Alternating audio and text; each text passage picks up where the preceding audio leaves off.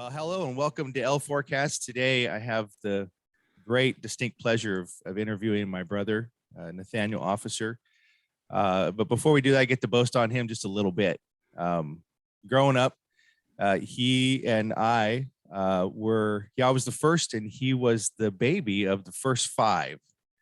Yep. And our parents ended up adopting six others later. But for the first five, he was always my little brother, but then he became my big little brother. That dude could bench press. And Nate, you've gone so far too, being the first one of the officers to have achieved so much in your academic career, going through school, getting degrees. I mean, from a bachelor's degree all the way through a master's degree now. Dude, I am so proud of you. I mean, it is just amazing to see what God is doing. I can't wait to see what God does next. You and me both. We'll see what happens. Yeah. Well, welcome. I'm very glad that you're with us. And today we're going to be talking about discipleship, and it's a passion for you and for me. And I think it's really largely because that was built into us. Growing up with our dad, who was a pastor and a great listener and a mentor. That in itself, but then also the fact that we had really great men and women who have mentored us along the way as well. Tell us a little bit. So I was looking at some of the history, right? So you talked a little bit in your email to me about Dad and him doing street ministry. Tell me a little bit about your memories of that. Oh, so the first time I remember going out with Dad was in the Valley in Fresno, California, and it was the first time I did two things. One was being in a homeless camp. Right. And the other was my first time having a tamale. Because Dad, I didn't know what he was doing. He never really explained things prior to. So I just remember I was with him in the car because, I mean, everybody called me his shadow, right? Wherever Dad was going, that's where I was going. Yep. So I was in the car with him. We went somewhere. We got some tamales, and then we were walking through weeds going towards a train track. And I'm like, I have no idea. I'm just dropping behind him, and then we're in this place where there's a couch, and there's a chair, and then there's shelves, and it's all in the middle of trees, and there's a TV. I'm like, somebody has a living room outside. I'm like, this is such a weird experience. And then Dad's just talking to him. I'm not really paying attention to exactly what he's saying, and he's passing out food, and they're like, oh no, here, you have some. And they hand me a tamale, and I'm like, Dad, what? He's like, oh yeah, go ahead. I'm like, sure, open it up and take a bite. So two very memorable things, a delicious tamale and my first experience of this. Yeah. How old were you then? I think I was between 4 and 5, somewhere around there. Wow. Yeah. You of course you remember the Fresno, the North Geraldine house, right? Yes. We used to have folks that came through there often. I remember having to give up our bed at one point can't remember if it was us or if it was our sisters. Somebody, we were all sleeping in one room, and because we had people staying over for a while, and I just remember the mom and dad staying up late with those folks, often, and also like a lot of the I don't know, it was drama. It was like they those individuals had, coming off the streets. Some of them, I guess I found out later, had some drug issues, but just really, it was an amazing exposure. I remember a similar thing about going to a homeless camp. This one was, it was a grove of trees, and it kind of contoured down, like you had to go down this little slope, and then they had set up. It was almost like there was like walls because it was in this like slump of dirt. Yeah. And yeah, they had like all their furniture stayed out there, And I remember that Dad would knock on the tree, like like it was a door. Yeah. Yeah. He was Pastor Brian to the homeless in Haight-Ashbury too. Yeah. I remember going there by the McDonald's, right across from the bus station, and they would all be like, "Oh, Pastor Brian," and Yeah. it would, bring the sandwiches out. I remember you and we would prepare the food with the rest of us, either hot sandwiches or hot dogs or something baked in the oven, cover it with foil. Do you still remember those what were they? The Cadbury eggs, dude, with the caramel. You just sit them inside the microwave for a couple of seconds. Yeah. I think we have boxes of them. I don't know why. Like flats of them. Yeah. I don't know. I don't know where we got that. Yeah. Oh, that's pretty awesome. That's awesome stuff right there. So you started your service in the church in middle school, and then so tell me a little bit about that. So it was the Foursquare Church lighthouse, but not the Pacifica one, but the San Bruno one. The San Bruno, yeah. And so Dad was the sound guy, and so of course I was the sound guy because that's where Dad was, right? Yeah, made sense.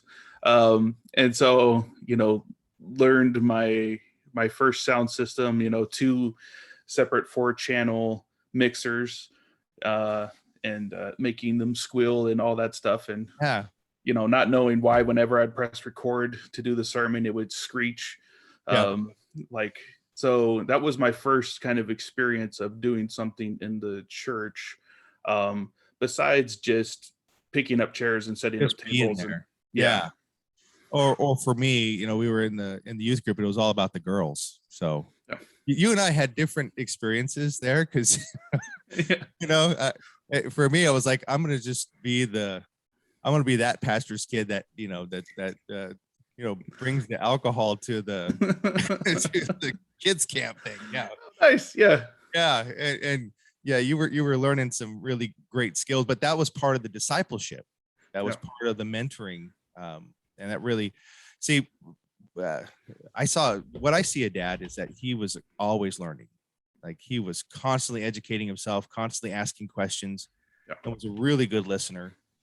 For those of you that are listening, this is my brother Nate, and our dad passed away a number of years ago, 13 years ago now, in 2009.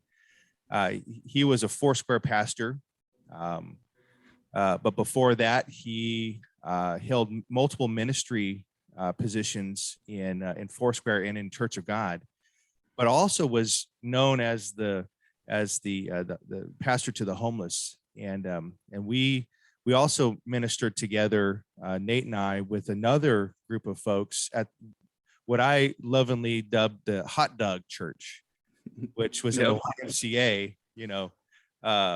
That was a huge experience, getting out there and walking the parks and the streets, and then inviting people to come to church before church started. Yeah. And then and of course all the setup, and then the hot dogs. Man, that's what do you remember that time? Let's see. There, I remember wanting to play the drums. Yeah. I was Pastor focused. Steve, Pastor Steve was awesome.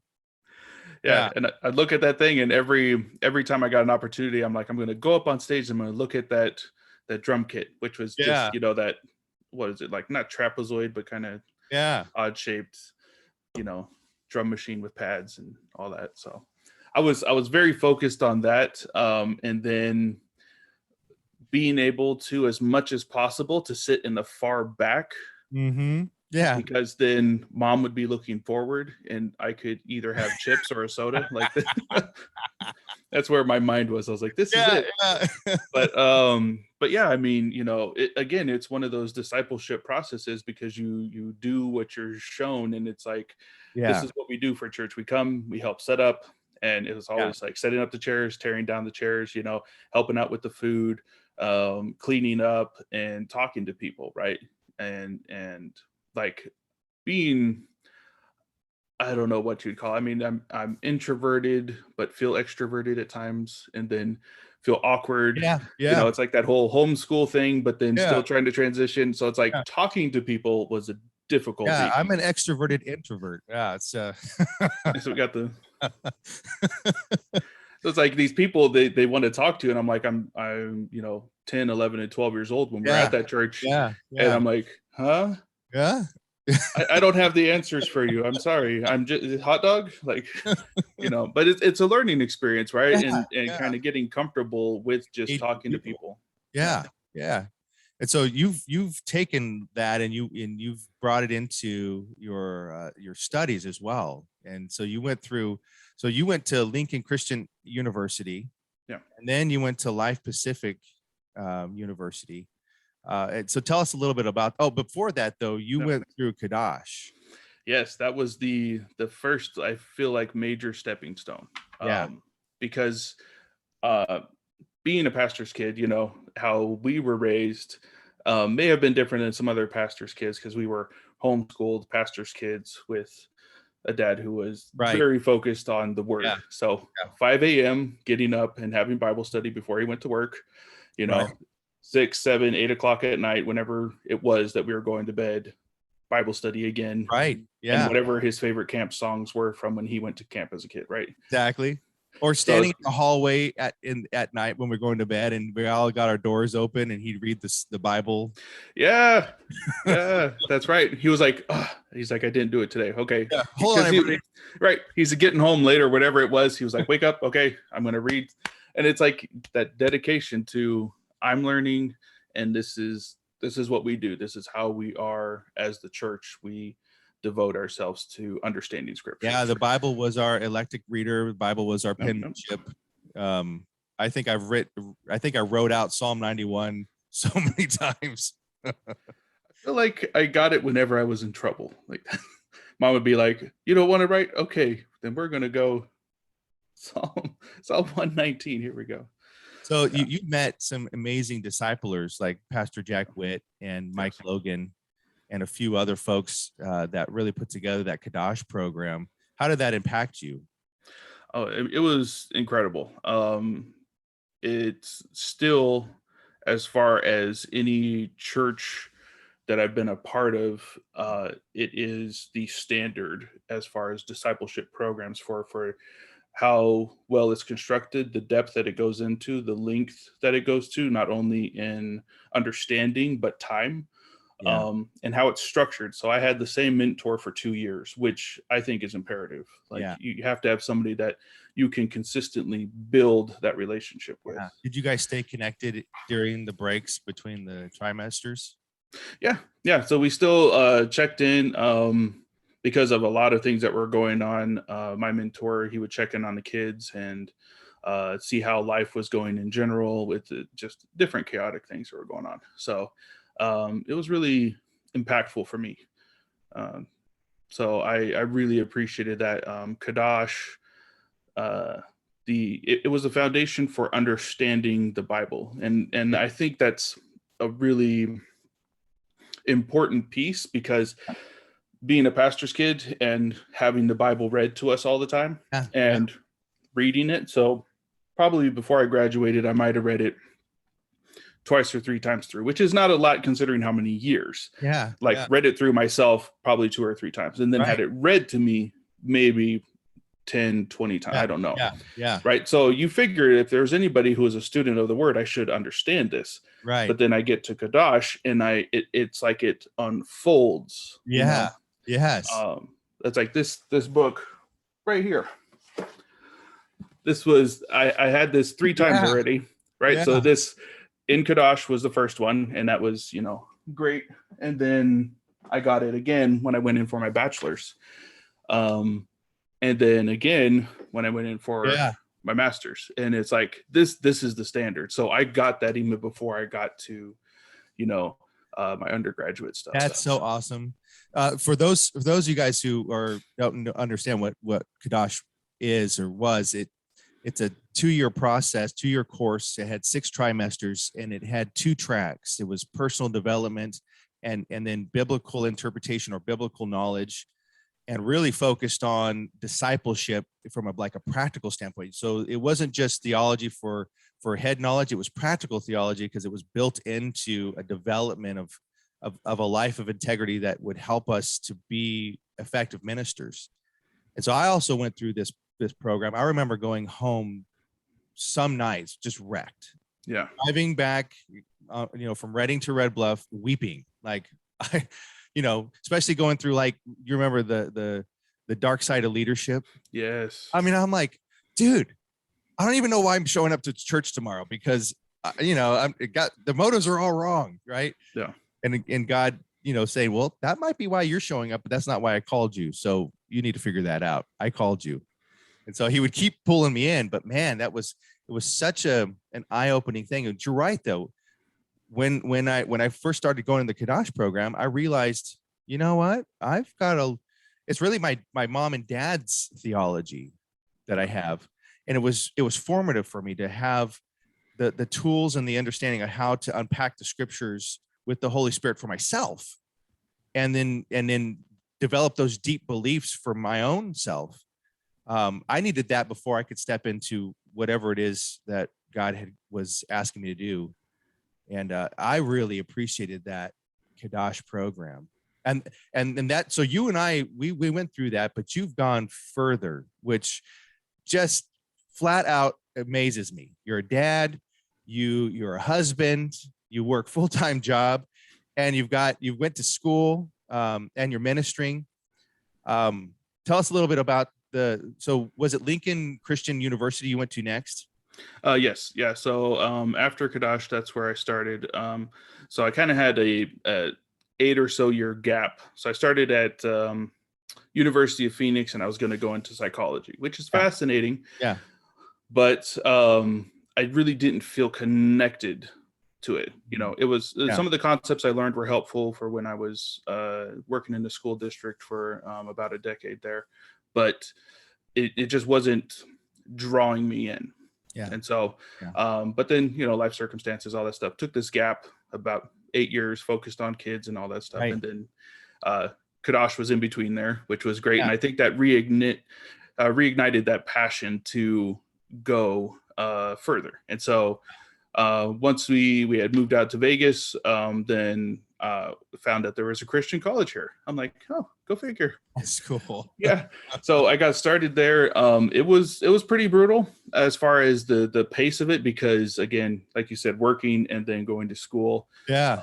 Their program had you going 2 nights a week for 4 to 5 hours each night. And so it was pretty heavy there, 2 separate courses. So you have to think in different lines, but it was very good. It helped refine how I communicate, which I did push against the professors on, because they're like, oh, you need another communication course. I'm like, I've taken 5 already. And he's like, you know what? I'm not going to push you on it. He's like, but I do think that this is a really good course. And I'm talking to the guy who's teaching this. Yeah. I'm saying, hey, I don't need you. But he's like, I think that it would be something good, Yeah. And I went through it, and it wasn't a mistake. Like, it was a very good decision to go through that course. Yeah. That was great. But then also the biblical knowledge. So even though I was focused on business administration, being a Bible college, they said you must do 1 year of biblical studies in order to get a degree from us. Wow. So it went from, the 4 years that I would do to complete a bachelor's to 5. But everything that I learned during that time was great. Like, and going back through grasping God's word again. And, I feel like, oh, I'm ahead of the game on this one. But at the same time, I'm learning again and reminding myself and getting reminded by my classmates and professors. It's just like when you and I were going through Kempo, right? So Bruce Epperson, our sensei, would tell us, well, now that you got that, so he would always have us go back to the white belts and train the white belts, right? So, or whatever belts you're at, you had to spend some time training the others, and he always wanted us to go over the basics. Just keep going over the basics. I was so frustrated with that. Oh yeah, I'm starting to understand it a little bit now, but yeah. Right. The 15-year-old me was like, Bruce or Sensei, right? Because I wouldn't call him his first name. I'm like, hey, Sensei. You don't want to be on your butt. Yep. Yeah. I'm a purple belt and I want to go for this blue belt, and look at what I've learned. I've learned all the moves for, this blue belt. And he's like, I appreciate your passion, but it's not your choice when you move on. It's mine. Wow. And you need to, if you really want to show me that you understand where you are, you need to show me where you came from. You need to go back to yellow. Yeah. And I was heated. Wow. But I mean, it's a valuable lesson, right? Because that's a very valuable lesson. Yeah, the whole principle of Kempo is built on that first belt. Yeah. And if you don't understand it, then the whole rest of it really doesn't matter. Yeah. And that in my walk with Christ, I've come back to that, right? It's always about Jesus. It's always about the basics of what it meant, what he's done for me. And then that just builds on that. Yeah. So you went from going to Lincoln Christian University, and then you went through the master's program at Life Pacific. Tell me a little bit about that. That one, I think it was my favorite. So it's focused on strategic leadership. So there's a lot of things that kind of coincided with what I learned from business administration. Yeah. But instead of the processes that I was learning through that, it was focused on people. So it's looking at how you develop people. So not manage, not take them and make them do and produce what you want them to, but how to, I guess, almost like in cooking, right? You're bringing out what's already there. Yeah. You don't want to add on stuff that's not necessary, that's going to mask over the flavors that are already there. You're trying to bring out the goodness that is within, right?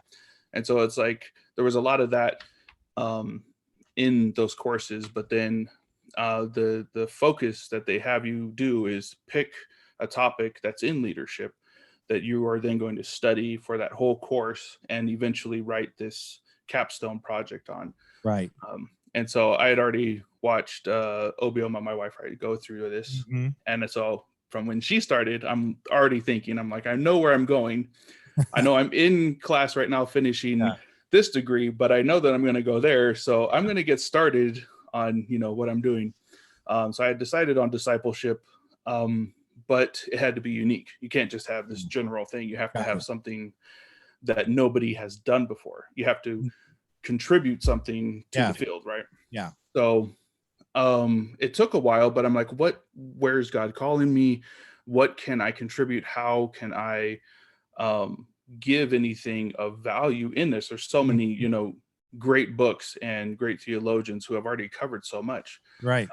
And so God started highlighting in me my particular interest and abilities, and, starting from 12 in tech, and kind of working up from there, and working with Dad when he was doing computers and stuff. Right. It's like technology has always been a part of that makeup going through. So then digital discipleship is what came out of that. The idea of how do you disciple from a distance, and using technology to do that.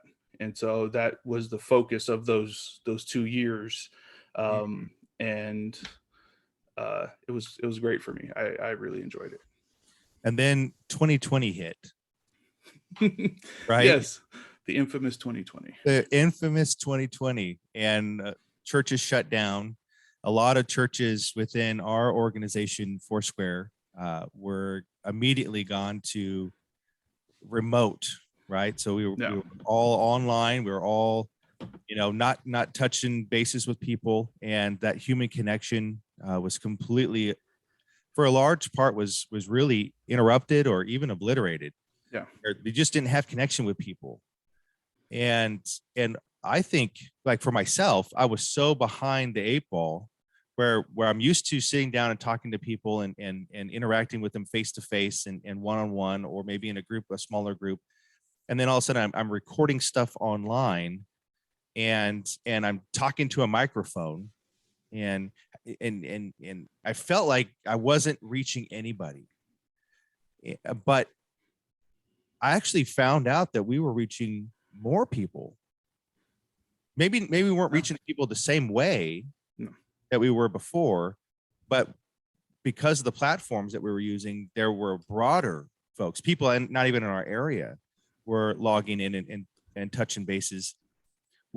In all that we've learned so far about discipleship and what we've seen, and of course, I believe we're coming out of that pandemic and things are reconnecting. But I think a lot of the stuff's going to stay the same. What do you see as one of the biggest obstacles to Christian discipleship that church leaders need to be aware of, that we need to be thinking about? What do you think is out there that we need to be aware of? From what I was able to learn through the different interviews and stuff that I had done for the research, people needed to feel engaged. They needed to feel connected, right? And so that comes to that, I think, community and service part of discipleship. Yeah. So you need to be in community with fellow believers. And so when you have that disconnection, right, when you're just viewing passively something that's going on, you're not a part of it. You're not called to action. You're not invested in what's going on. You are just absorbing. Yeah. Right? Okay. Yeah. Just consuming content. Yeah. And so it has to move beyond that. And so some of the people that I had interviewed, they talked about when they were doing stuff that was live, they would have questionnaires, they'd have little trivia, they would have games, stuff that would kind of engage people to where they have to text back in the comments or something. Yes. You know, something. And again, these are people like they're scrambling to try to find ways to still have that community with their church. And so I felt like that was an amazing like choice and decision to go in that direction, because it was like it's kind of thinking around, you know, the problem, around to find whatever solutions you can. You're like, I can't be there with you. We can't engage in the way that we used to. Yes. But how do I make sure that, hey, I know you're there and this is how we're going to engage? Like I can't engage with all, you know, 100,000, whatever people are out there directly, but we could have some sort of involvement, right? And so then they started doing stuff like having a live chat before services. So you'd have a group of people on camera and then you'd have the chat open and they would engage back and forth, right? They're like, oh, I see you, you know, thank you for joining like from out there. Yeah. And so they do that before, and then they would have like a debrief afterwards to kind of close everything out. Wow.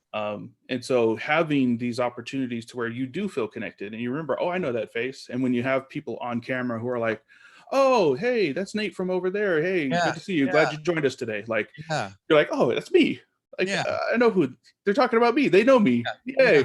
You know, like, it creates that connection. And what helped, and I think what is important, is having that relationship beforehand, right? So before you're distanced, having some common points to be able to look back on to say, okay, we do have a foundation. Now we're building on that.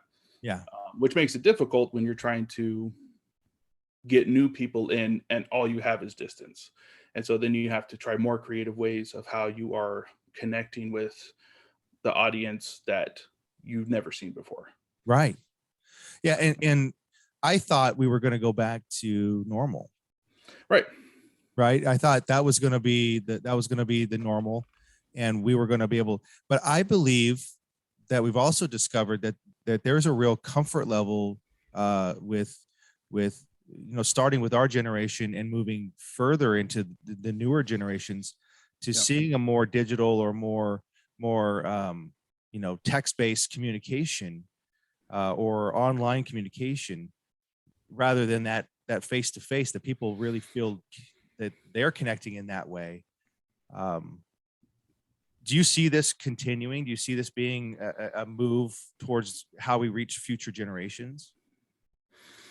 I think it is, and that it will be, but I think how it's approached is going to be the deciding factor, because you have because, you know, being like a consuming kind of culture, like we are consumers, we take in whatever it is. It has the potential to be toxic like that, to where that's all it is, right? So I get to choose what I'm what I'm ingesting from the smorgasbord of Right. Yeah. sources. Without that accountability, without that checking in, without that relationship to say, well, this seems a little bit off. Maybe we need to tweak some of these things, without having those checks and balances. So like when you have people engaging only on social media, you have the potential, you have the opportunity and the option to block whatever you don't want to see. That's true. Right. Yeah. Yeah. So there's that balance that has to be had within technology and within this distance of how do we use it to its best potential, because it's a powerful tool. Like Right. it's been shown, throughout the media and politics and everything. Whenever it's used, effectively, whether for good or bad, it works. You've hit it right on the head, because in my social media groups, I've entered into my own little echo chamber. It seems like because it's the things that I'm engaging in and I like, I'm only hearing those voices. I'm not hearing about the things that are on the other side of the point, or the full breadth of the conversation. And in so doing, I'm not asking challenging questions of my own theology or belief systems, or whether or not is that true. And so I've stopped growing in that way in connection with people. Right. I'm just in this little isolation island with just me and a few of my, mirrors. I like to, it's just me and my lookalikes. Yeah. So you've hit that right on the head. We're going to run out of time on this, but I want to invite you back, because I think this is huge, because we're Sheena and I, my wife and I, we are starting the Kadash program up again, but we want to make it an online platform. Like we put it into a learning management system, and to give access to the students who can be who can be connected with the content. But I also want to engage that personal one-on-one mentorship, which was a huge piece of that, which is really that personal connection when you're growing in an accountable relationship with someone who's just a couple steps ahead. That helps you to really be that bounce off. And so I think this is huge. Before I let you go, though, how can people find you? You've got some ways in which you've got a podcast that's out there. You're a writer. You've been communicating a lot about discipleship and other biblical things, and also just things in interest. How do people connect with you? So there's the blog and then my email. Both of them are Weird Works Wonders, and then one gmail.com and the other one wordpress.com. Okay. And weird is spelled wrong. So WIERD and then Works Wonders. So weird is spelled weird. Yes, exactly. It's spelled how it's supposed to be, but English doesn't work that way. Yeah, I before E, except for when it's weird. Yes. Exactly. But yeah, those are the places, I check that stuff. I check that email all the time, so they can engage there or comment on, any of the posts. So the final thoughts then, how would you encourage a discipler who is struggling with connecting with people remotely? What are some steps that they could take to be more effective with this new environment that we found ourselves in? Good question. It is difficult. And even in, engaging people, trying to find people that are ahead of you. I think my best advice is to be open to whatever God is doing. So the people that you think should be your disciplers may not fit you, may not be what God has called you to. One of my best friends and greatest mentors was somebody who, when he was introduced to me, I said no. That's the first thing that came through my mind. No, I don't want this. Yeah. But after a few months and having conversations with this person, I went back to the pastor and I said, I'm sorry that I wasn't receptive for what you were suggesting. I felt like I needed this, but God knew what I needed, so being open, being perfectly minded, seeking through the word, but being open to who God already has, because he's placing people in our lives. It's a matter of, are we engaging in those areas? Are we open to those relationships? Because it is going to be difficult, especially in accountability, but it's necessary, and ultimately it is good. Yeah. Amen. Well, I really appreciate you joining and sharing your heart. Thank you for having me. Yeah, it's a real passion, you can tell. And so we're going to do a follow-up on this, because I think this is going to help a lot of church leaders who are struggling with how they can reach their communities when they thought the people were going to come back to church, and they haven't yet. There are those who are there, but then there are those who are not there, but they're still part of the body of Christ, and we need to be continuously reaching out and being effective communicators, and also, like you mentioned, engaging them. And so, I think we'll have a follow-up and just keep talking about this. Yeah, sounds good to me.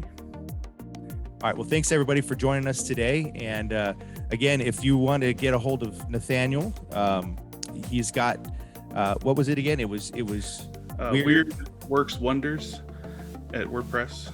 Or, WordPress.com. And then weirdworkswonders@gmail.com. Awesome. Very, very cool. All right. Again, thanks, Nate. And we'll have you back. All right.